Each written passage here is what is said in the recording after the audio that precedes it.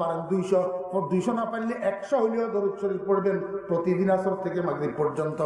এই ছোট্ট দরুদ সাল্লাল্লাহু আলাইহি ওয়াসাল্লাম, সাল্লাল্লাহু আলাইহি ওয়াসাল্লাম, সাল্লাল্লাহু আলাইহি ওয়াসাল্লাম, এই দরুদটা একবার যদি পড়েন আল্লাহ পাক আপনাকে 10টা রহমত দান করবেন, 10টা গুনাহ মাফ করে দিবেন।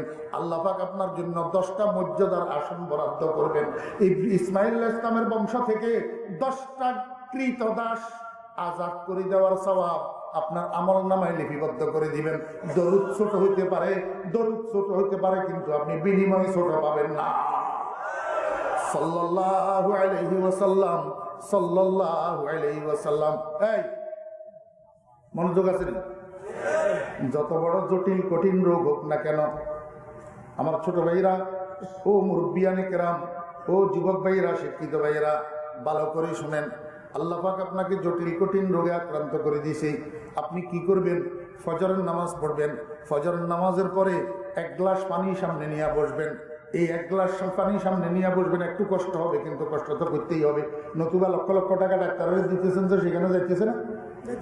পানি 1 গ্লাস সামনে নিয়ে বসবেন। আল্লাহুম্মা সাল্লি আলা সাইয়্যিদিনা ওয়া মাওলানা মুহাম্মদ বিআদাদি কুল্লি দাইন ওয়া দাওয়া ওয়া বিআদাদি কুল্লি ইল্লাতিন ওয়া শিফা। Made in Madina. এই দরুদ শরীফটারে 101 বার পড়বেন। 101 বার পড়ি আল্লাহু আকবার পানির গ্লাসের মধ্যে ফুঁক দিবেন। ফুঁক দি আল্লাহু শাফি কইয়া এই পানিগুলা পান করে ফেলবেন। এইভাবে 7 দিন করেন, এইভাবে 14 দিন করেন। আল্লাহর রহমতে ইনশাআল্লাহুল আজিজ তাওয়াক্কুলান আলাল্লাহ 21 দিনের উপরে যাবে না, আপনার রোগ আল্লাহ পাক চিকিৎসা করিয়া দিবে।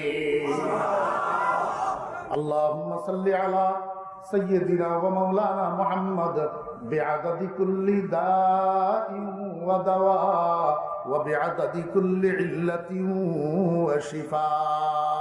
Made in Madina. আমার ভাইরা, দোস্ত, নামাজের বাহিরেও আমরা দরুদ শরীফ পড়ি।